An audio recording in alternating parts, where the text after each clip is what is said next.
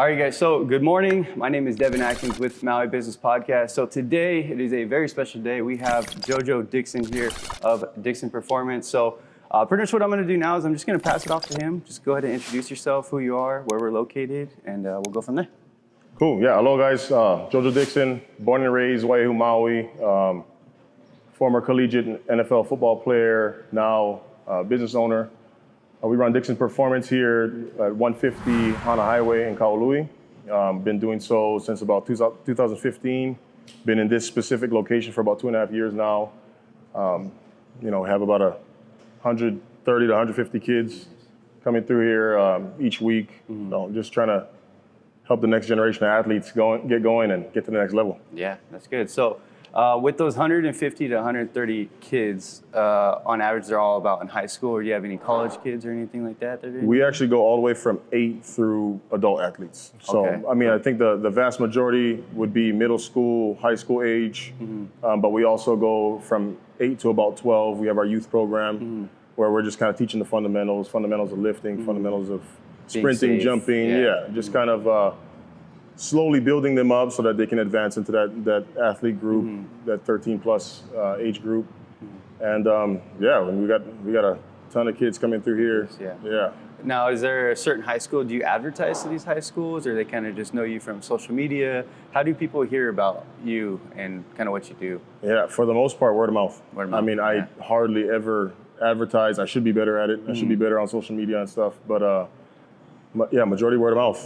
We'll basically establish a relationship with kids. They'll, start to do well. Their parents will buy into it, spread the word to other parents. They'll come and try it out. We'll just do the same thing over and over. Yeah. Have you ever thought about getting video testimonials from these kids? I've been told many times. I got some written ones, but I definitely should. Yeah. So video testimonials go the longest way. Yeah. Like, you can get these kids to actually do a video testimonial and then just post those, man. People are gonna love that. So I guess the next question is, what is your background? How did you get into this? How did you get into it? Basically, like, my motivation for it, I was a really scrawny kid all my life. Really skinny, at one point really weak, really slow, and I just had this burning passion to play sports and be good at it, especially football, and I just worked. I worked really hard. I was fortunate enough to have a dad who was willing to be there and kind of push me in a sense. And I have a firm belief that I was just a normal kid that just worked really hard and excelled over time. And, I feel like if I could have done it, and, it's hard now looking at me at 6'2", 240 pounds. A lot of the kids that I work with now, they're like, oh, you're a freak, you don't count. Like, if you only knew me back then, right? I came up the same path that you're traveling now. I was just a normal kid. I didn't come from privilege. I wasn't very genetically gifted growing up. I just worked really hard. And for me, it's like, if you can, if I can work hard and get better, so can you. It's really that simple. So my goal and kind of motivation is to help kids do that while cutting out all the mistakes and bumps in the road that I had to face, kind of learning on the go, right? So bringing that knowledge back and pouring into these kids and allowing them to kind of have a smoother path than I did. Yeah. That's what's really good too, is like, I notice with a lot of entrepreneurs, right, and a lot of people, what they do is they're like, they go out there, they succeed, and sometimes when they quit their career at NFL or whatever it is, some people, they might not give back to the community, and maybe that's where they fall, right, and they go down a path that probably isn't ideal for them. If you guys have seen the show Ballers, it's a good show. You should watch it. It's kind of giving an example of what NFL players go through and just the athletes in general, right? The ups and downs of being in the career, right, in the field, and then also outside and after. So it's a show that I recommend you guys checking out. Get a little bit of a better understanding of kind of what I'm talking about. So with that being said, you wanted to help out the younger kids and the younger generation. Now, when you're in the NFL, were there people who had the same mindset as far as wanting to help after they got out of the career? Did you talk about that at all? Yeah, I think it depends on the situation. So, like, when I was in the league and I was playing, I was, I had broken my ankle my senior year in college, so I had the tough route of being an undrafted free agent.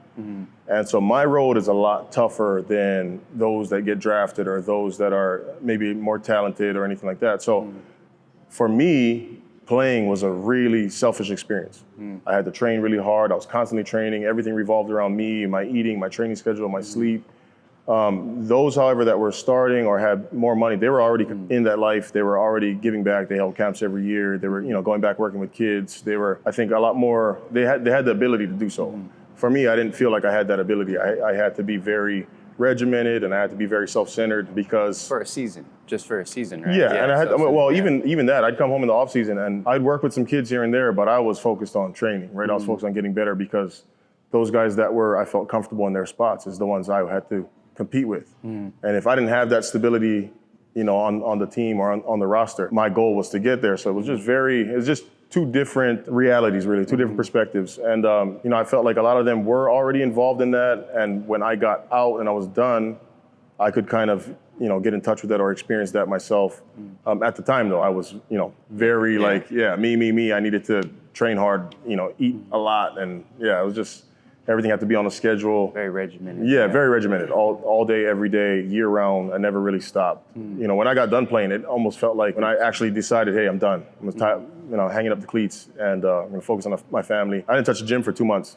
That's it. I was exhausted. Yeah, I was exhausted. I didn't realize how tired I was. It felt like a weight was lifted off me. Like I took a breath, like a sigh of relief, and I was just done. I was relaxed. And obviously after 2 months, my wife being pregnant and whatnot, the dad bod was showing, and I was like, I gotta get back into it. But it was like I spent 4 years just training nonstop, practicing and hitting, and I got done, and I was like, oh man.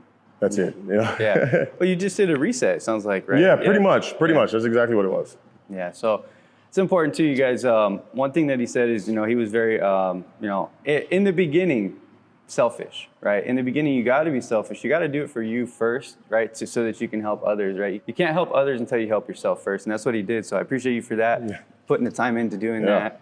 It takes a lot to go through what he's gone through, and just any entrepreneur, right? Going through what you're going through, starting your business, starting your career, your path, all that. It takes a lot of time and a lot of effort. So like I said, once again, appreciate you for doing that and helping out the community as well. So the next question I do have for you is, was your family, like your dad or anybody in your family, a football player or like athletic at all?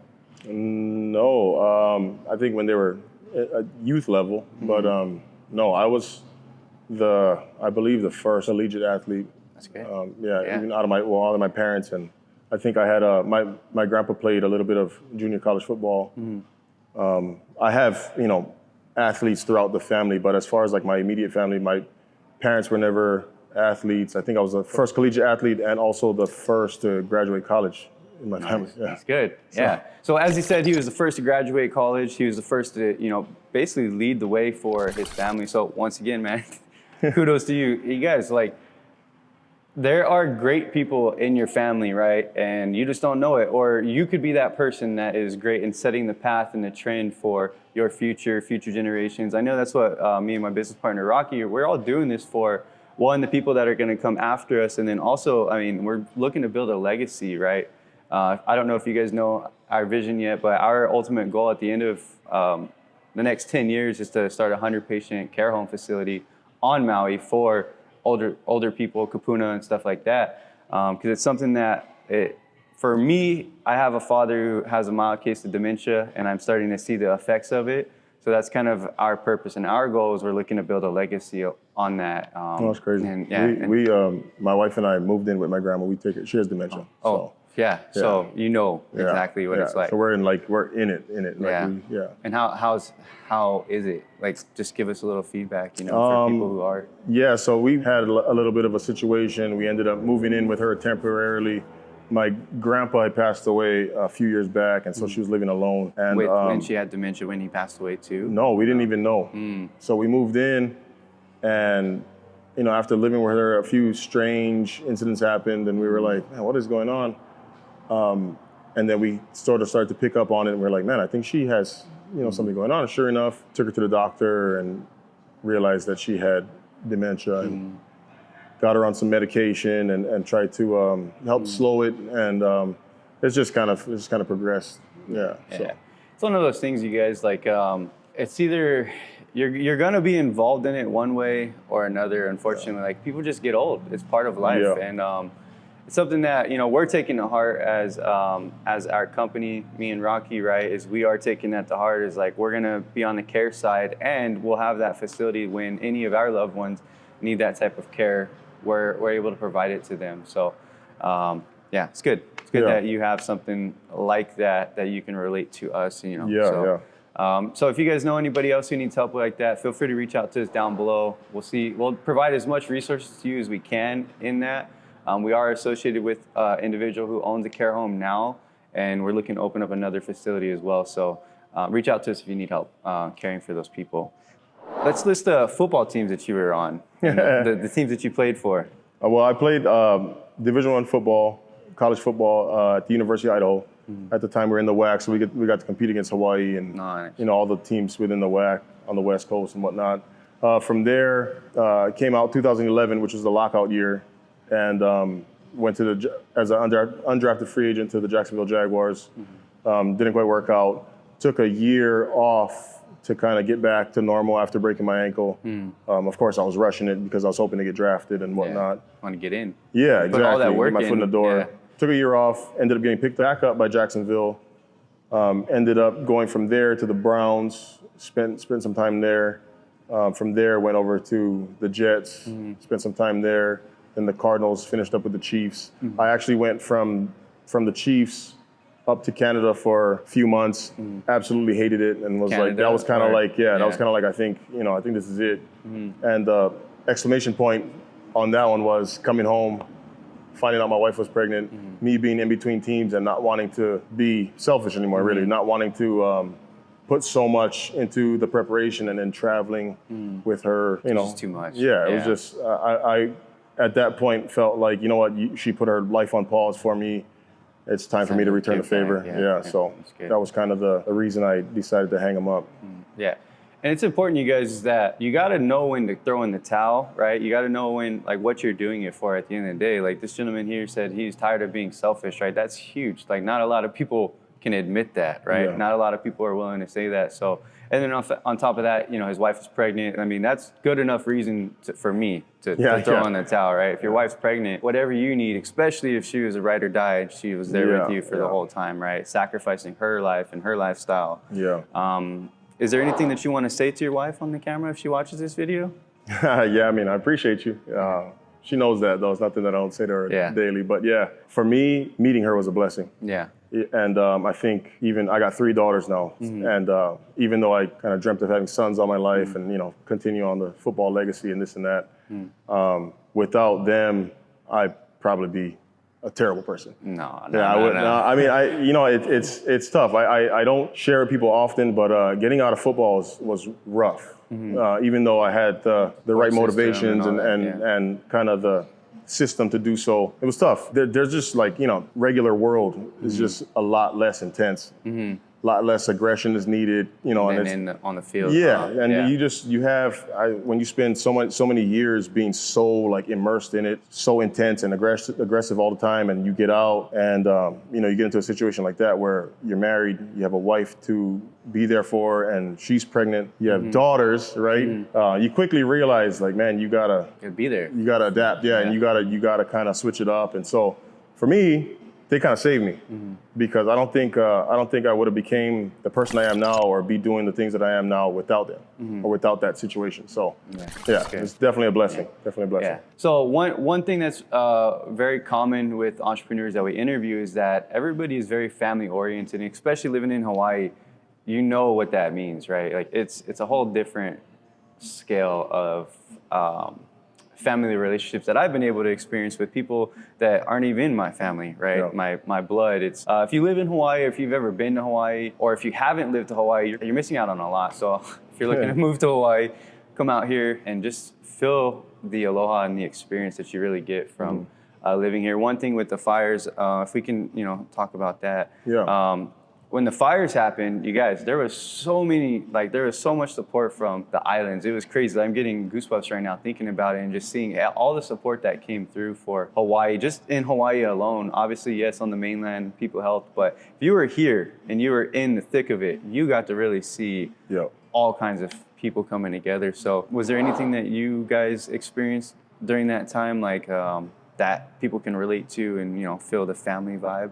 Yeah, I got a kind of unique take on it. I mean, I grew up, I played sports. I wrestled and I played football. So 2 kind of physical, violent sports. And so I competed against kids from Lahaina all the time, all my life. Yeah. And I absolutely hated Lahaina. Not from like a personal standpoint, but from a competitive standpoint. From school and they just, the love they have for their side of the island and their people and stuff, it really is shown in sports. I mean, they compete super, super hard. And on edge. had some animosity towards them. Yeah, just because they just came out so different than everybody else. And when we were coming up in high school, we tried to kind of emulate that. We claimed the Y side, right? Yeah, we didn't have, we're central part of Maui, so we didn't have a side to claim. We didn't have the west side or south side or anything like that. So we kind of came up with this to kind of emulate that sort of pride for your hometown and stuff like that. Although I had that animosity, at the same time, it was just a high level of respect, right? There's high reverence for athletes, they carry themselves, And so when the fires happened, and that it kind of just hit me because I knew how tight they were. I know what kind of camaraderie they have. When you talked about Ohana, I mean they display that on the daily. It doesn't matter who you are when you're out there. Like if your kids are at the park and you don't know, somebody will tell you, and they'll look after them for you. Yeah. They won't just, who cares? Something happened to them. Yeah, and I grew up a lot different. In central part of Maui, it's a lot different. It's a little more dog eat dog, and there wasn't really that type of camaraderie. And so it hit me. I felt almost called to do something big or small. I just wanted to be involved and help as many people as I could and do what I could with what I had. And so at the time, we were still young, but we had just started our nonprofit. So we were just kind of blessed. I mean, we used the gym as a hub, and so people were dropping off goods. We were coordinated with MPD to take it out for us, so that we didn't have to, kind of add to the chaos that was out there. At the time, you saw a lot of social media stuff, and so we wanted to stay out of that. And we wanted to just kind of just be a resource. Make sure that we could just get some resources to people out there and help out. From there, just kind of snowballed. We ended up taking on, I think it was like $170,000 donation in brand new clothing from Darksport through people that that are affiliated and that knew me and asked, hey, can we use your nonprofit to accept this donation, whatnot? Sure, came in again, used the gym as a hub. It's filled. Had families coming through, picking up boxes of clothes. We went and donated a whole bunch to the Lahaina Luna football team. From there, we were able to acquire $300,000 tiny homes that we ended up giving away to families that had land but needed, or had their lots cleared and needed a place to live. And so, I mean, it just kind of happened. Again, like we're nothing. I don't think we did anything out of the ordinary. It just sort of just happened. Again, going back to touching on the community coming together, looking for any way to help. And then we just actually finished. Our goal was 1 year, but I think we did 10 months of our scholarship. So we combined the Underdog Foundation with Dixon Performance, and then we were able to train a bunch of Lahaina athletes for free. So So once again, you guys like just helping out the community. Like Hawaii is all about community since I've lived here, and that's kind of that's actually why we're giving back and doing what we're doing, is because I've received that love and the support from the community, being from the mainland, so it's just something that you don't forget and you want to give back to. So, so that is that. So the next question is, what are some challenges that you've overcome in starting the business, and how has the community been a part of it? We kind of talked about the community being a part of it, but what are some challenges that you faced starting?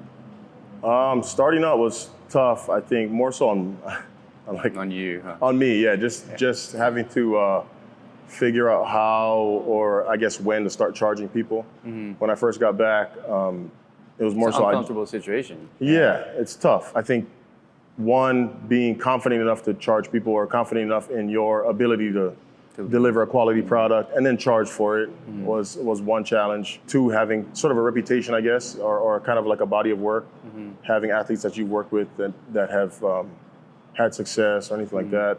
So when I got back, 2015, wife's pregnant, I started just coaching. I started one person for free. And that actually is what got me to the point of being comfortable enough to charge was we'll go back to like building a relationship. I just built a good relationship with that person. The training started to benefit them. They had some success, shared it with others. From 1 went to 3, 3 went to 5, 5 ended up with 30 to now, growing into 130, 150. Yeah. But yeah, it was just the same model.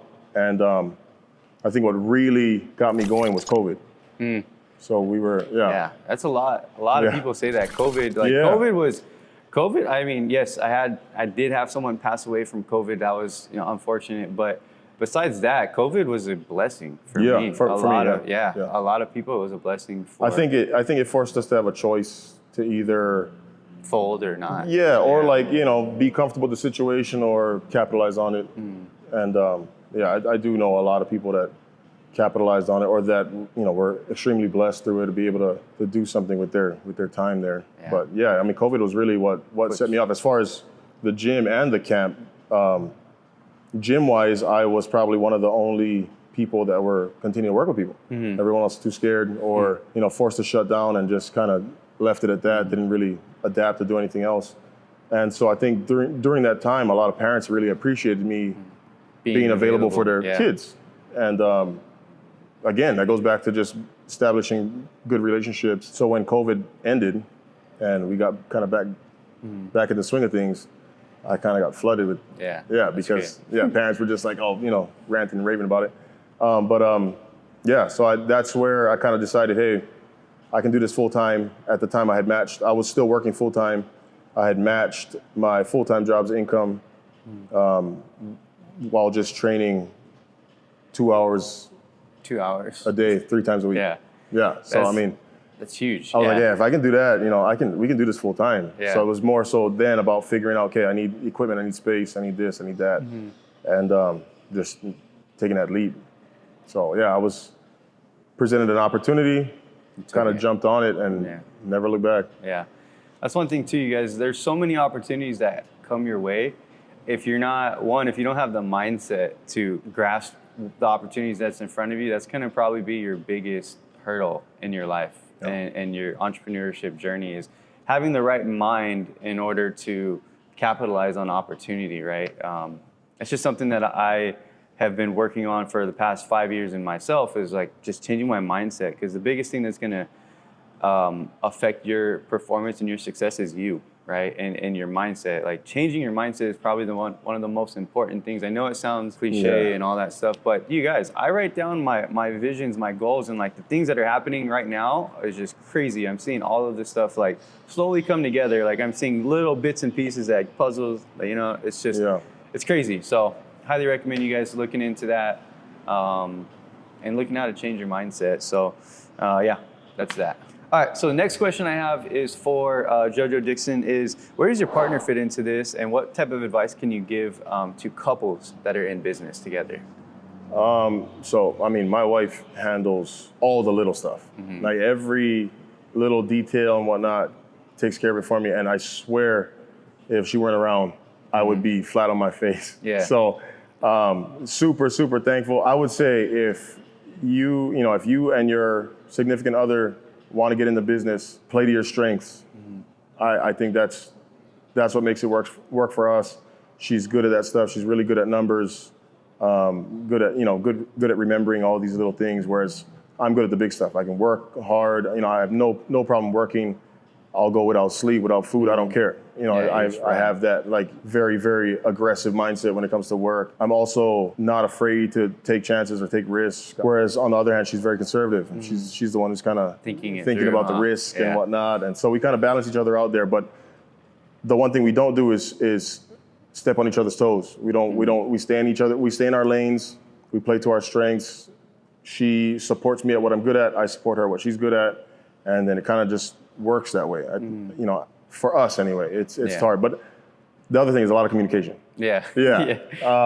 I think over communication. Yeah, especially in business, and then on top of that, marriage too. Yeah. I mean, it can sometimes You might rub each other the wrong way, but at the same time, if you guys are for each other or for the family or whatever the case may be, you figure out ways to make it work with that communication. You know, you may not accept it right away, but after 2, 3, maybe even 4 times, you know, it starts to hit home a little bit. Yeah, and so you'll get there. It's just, but communication is key. I can't emphasize that enough. Communication is key. Yeah, no, communication, like, I over-communicate with anybody and everybody so that it's very clear what it is that I'm looking for out of a relationship and just, you know, a business transaction, whatever it may be. I'm over-communicating with the individual so that they know exactly. Yeah, because based on perspective, I mean, what value you place on a service or a product or something could be totally different to what they place on it. So being detailed, specific, and communicating professionally and stuff like that, I think goes a long, long way. Oh, yeah, for sure. Yeah, communication, you guys, is going to be huge to your success.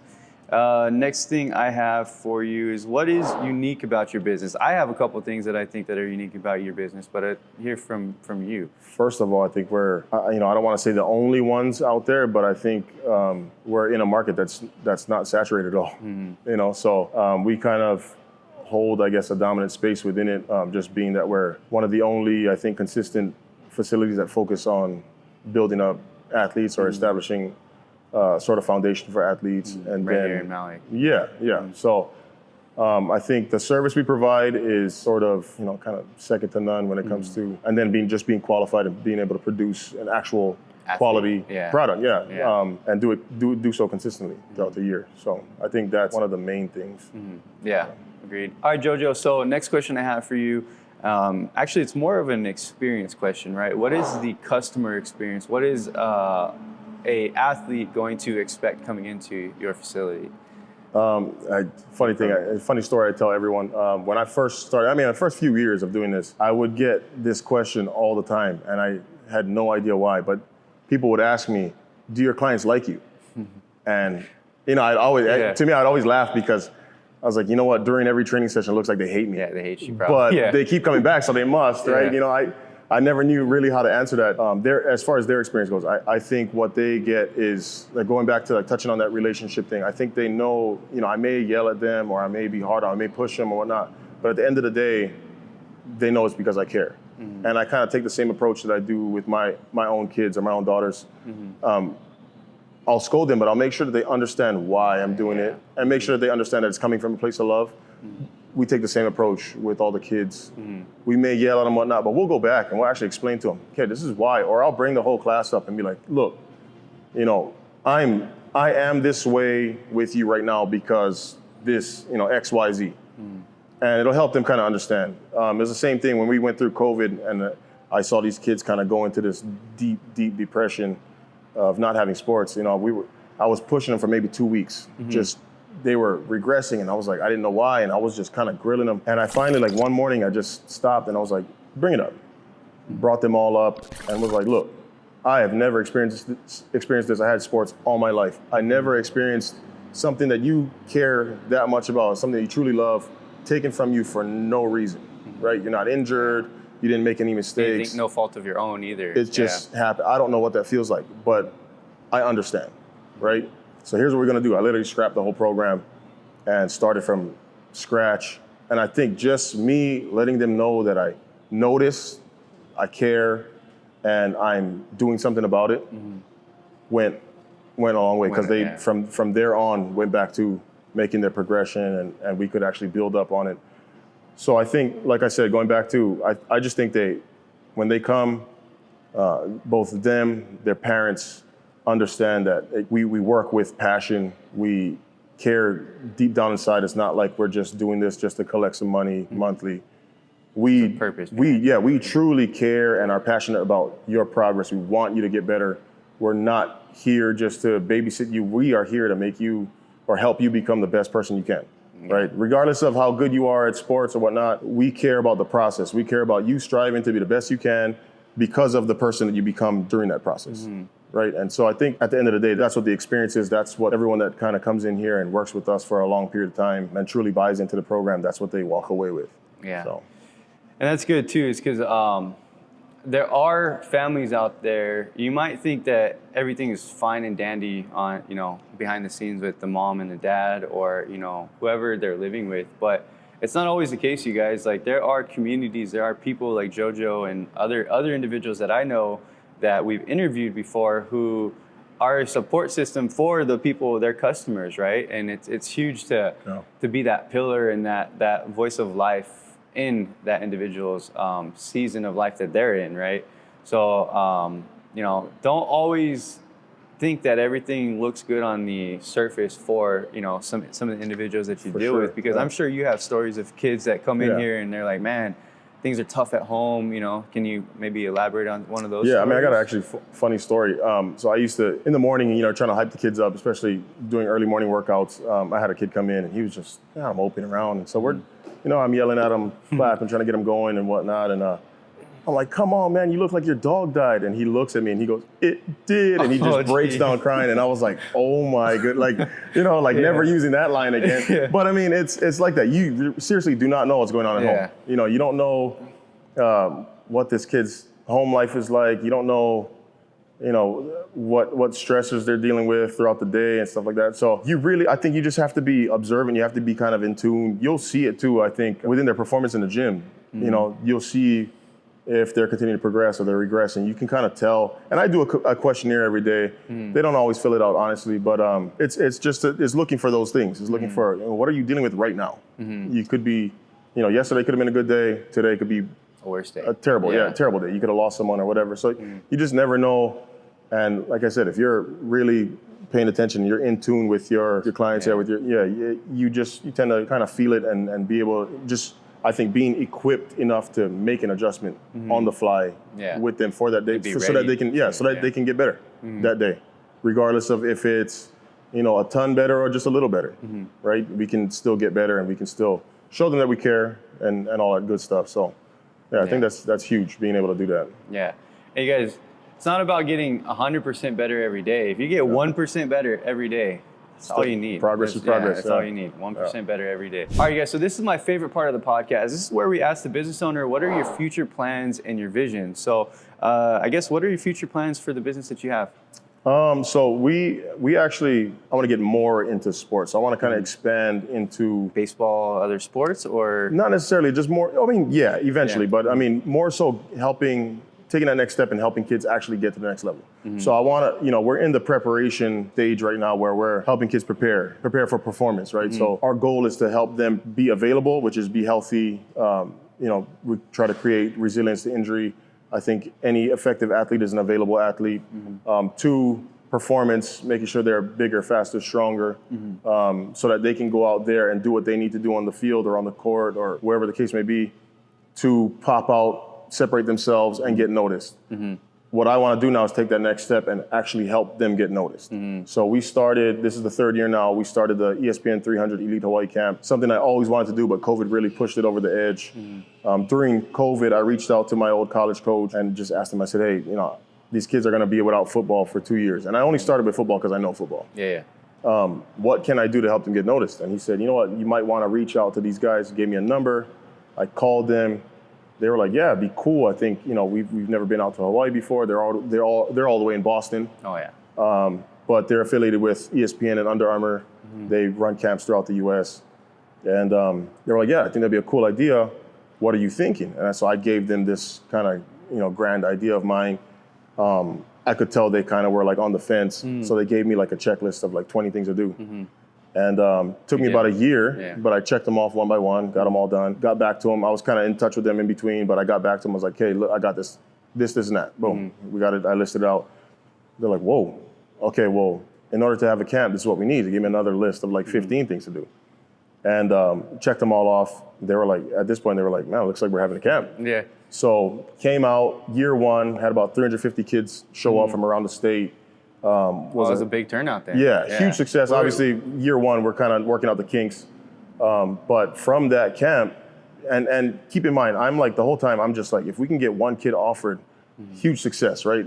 Because especially in Maui, getting a Division I offer is huge. I mean, it's like a really big deal. It's really tough to do. And so I'm just with the mindset, like, if we can get one kid offered, great. we'll consider that a success. We ended up with over 20 kids getting offered within the first week. Yeah. So from there, it's like, okay, we're going to do this yearly. We're going to do this annually. We're going to make sure that we get better every single year, and we're going to focus on making sure that everyone, all the participants, or everyone involved, even the volunteers, the coaches, have a great experience. And then from there, I want to expand and do more. So I want to do quarterly camps, smaller, more. That would actually help them get noticed, those quarterly camps. Yeah, and then they can work towards that. Exactly. They can see their progression. We can help them. We can help them prepare for it. We can help them hopefully pop out sooner and whatnot. And then from there, take that model and kind of expand it to other sports. Like I got a ton of soccer girls right now. I know for them, it's a struggle getting noticed, and their parents are just dishing out money, thousands of dollars to get them into showcases and whatnot. Soccer showcases and camps, from what I've learned, is very, very expensive and very time consuming. They're sometimes during school and whatnot, they're missing school to go attend. So that's what I want to do. I want to obviously stay and keep a good focus on Dixon Performance and what we're doing, because I truly, truly believe in it. That is the root of my passion. But at the same time, when I returned home in 2015, I realized there's nothing here, especially on Maui. There's nothing here. There's no camps, no clinics, no. It's just it's kind of like it's a dead zone. Dead zone. Yeah. There's nothing for it, and the kids are having to travel everywhere. They have to travel to either Oahu or to the U.S. to go and attend these showcases and camps. And like I know my parents went through it. I went through it. I know how expensive it can be. I know how draining it can be on a family, and especially when you have multiple kids. That you got to kind of spread, you got to spread the wealth out too. Yeah, you got a 7-year-old, you got a high schooler, you got to. So I want to do my best to kind of elevate sports here in that aspect, and kind of bring it here so that kids here on Maui can benefit from it.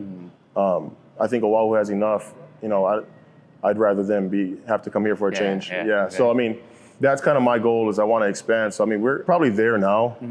I take a lot on myself, but. They're probably there now. We need help. We need people to help take on some of the responsibilities and take on some of the bulk. Even in the gym, coaches that are passionate about helping kids get better and get to the next level and perform better and stuff. I think we're probably there. So basically what I'm hearing is that now, do you only help kids, or what's the age bracket that someone we can do come adults and sign too. in? We have, but it's I mean. Primarily kids. Primarily kids. Majority of my classes are for kids. Like I mentioned, we have the 8 to 12-year-old group on Tuesdays and Thursdays, and then we have 13 plus on Monday, Wednesday, Friday. In between there, so I have a Monday, Wednesday, Friday early morning class for adults. What time? Early? 5 a.m. 5 a.m. Yeah, 5 a.m. So I got a really dedicated group. I mean, a lot of them have been with me for a long time, and they come and go. Sometimes they're not always consistent. Sometimes they'll take a month off here and there. But for the most part, they've been with me for 6+ years. A lot. Yeah. It just kind of helps them get going, and I love it. Because I'm also passionate. I have parents, I have grandparents. I'm also passionate about helping adults do what they need to do on a daily basis without getting hurt, without getting sick. And I truly believe the gym helps with that, especially now dealing with my grandma and having seen something like dementia. Take a few of my family members and whatnot. I truly believe the gym and training and the stressor that it provides helps with longevity. I've seen a relative of mine, my auntie, who passed away from dementia, very active as far as writing and Sudoku and all that stuff. Very always looking to stimulate her brain. And the one thing that I always said was, she's too sedentary. Right? It just sits around too much. Sits around doing that stuff, right?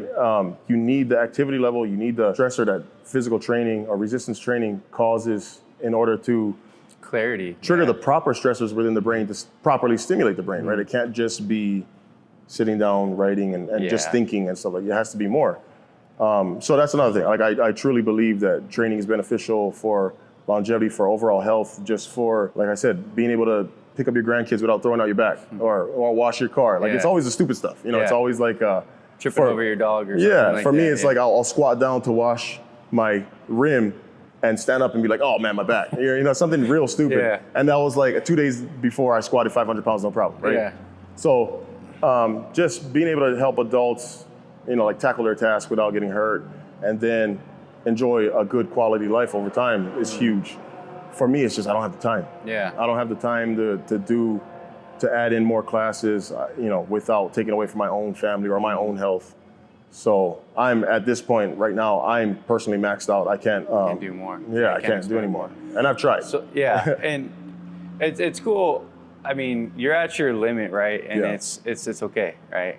So if you guys are a coach or you love working with the youth and you have some type of background, I don't know if you want them to have a background, but in sports, but if you guys are looking to, get involved and help out JoJo Dickson where he can scale this and actually help more people, I mean, he needs people, right? He's looking for coaches.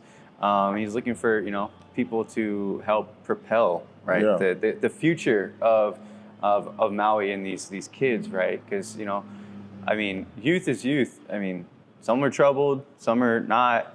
Regardless, youth needs help, right? They need more people like us to pour into them and give back to them, right? Because, like I said, their family might not be the best, right? So it's good to have a community and people who are able to help outside of the home. So, yeah, that's that.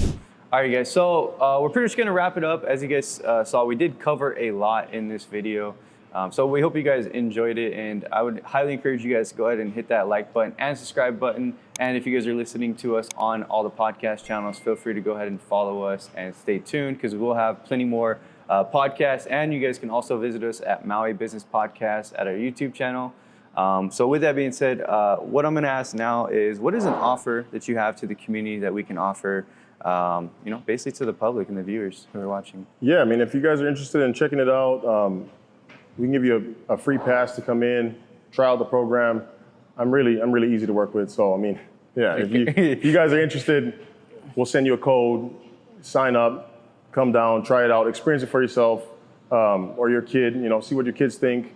Come talk to us, meet us, experience us, see us, see how loud we yell and how passionate we are, how involved we are. Like I said, I'm easy.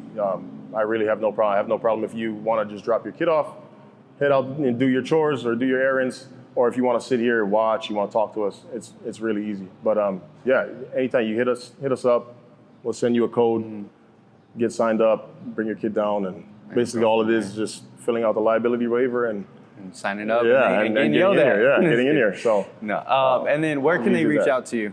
Where is the best place to reach out to you? Easy. We're real accessible. We got DixonPerformance.com. We have you can hit us there. Any of the DMs, I got my personal page available, my business page, Dixon Performance. You can even go to our the Underdog Foundation at Tough Hawaii on Instagram or info@toughhawaii.com. You got any questions? Any of those? We'll get there. Yeah. Well, either me or my wife. So. Yeah. So what we'll do is we'll go ahead and put all those resources down below in the YouTube description. So if you guys are listening to it on podcast, maybe go back, rewind it, and listen to some of the resources that he provides so you can reach out to him. But once again, highly recommend going to the YouTube channel and checking out. All the links will be down below in the description. All right, guys. So thank you for watching Maui Business Podcast. And if you guys are interested in getting a spot on our podcast episode, it's really simple. Reach out to me. You guys can see my Instagram right here, or you guys can reach out to us also on our YouTube channel as well.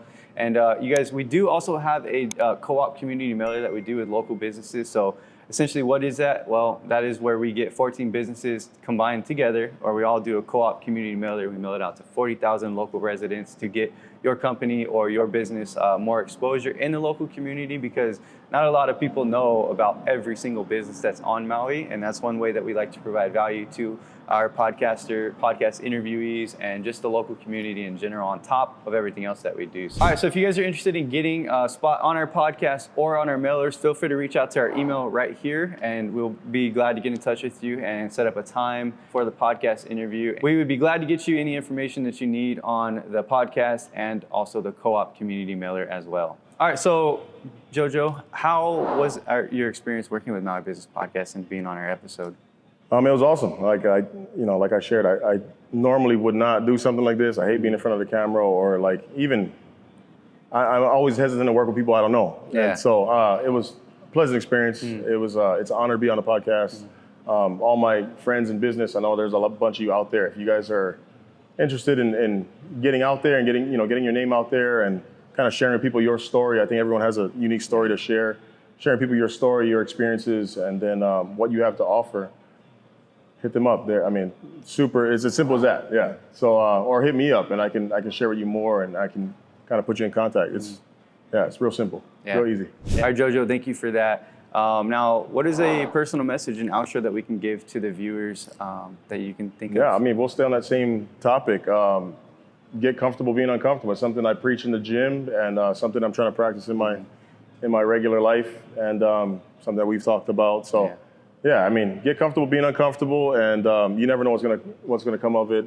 I've honestly, my personal experience, I've been very blessed to kind of step outside my comfort zone, and have some great experiences. So, Yeah, just get uncomfortable, you get guys. uncomfortable. That's key. So I'm gonna put a quote or a little video right here from Will Smith. Like this quote that he says, I think it's something along the lines of, God has something for you on every side of being uncomfortable, or something along those lines. I butchered it, I know I did, but I'll put that video up right here for you guys. God placed the best things in life on the other side of terror. On the other side of your maximum fear are all of the best things in life. Watch that. Very encouraging. And with that being said, JoJo, appreciate your time. Thank you. And appreciate it. Yeah, we'll see you guys on the next episode of Maui Business Podcast. With that being said, Devin Atkins with Maui Business Podcast, JoJo Dickson here. God bless and aloha.